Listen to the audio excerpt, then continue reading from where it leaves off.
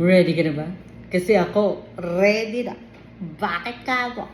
Meron tayong kakain. At ano ba yan? Ayan, ay rice is life. At may longganisa. At syempre may eggnog. Kung hindi mo nakita, ipapakita ko ulit. Ayan ay rice. Yung nasa gitna ay eggnog. Yung nasa gilid ay eggnog. At ito ay... Ayan ang eggnog. Yung nasa gitna, longganisa. Dahil maliit na siya, siya na ay short ganisa.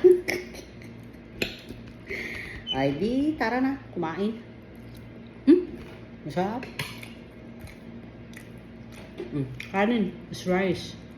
English.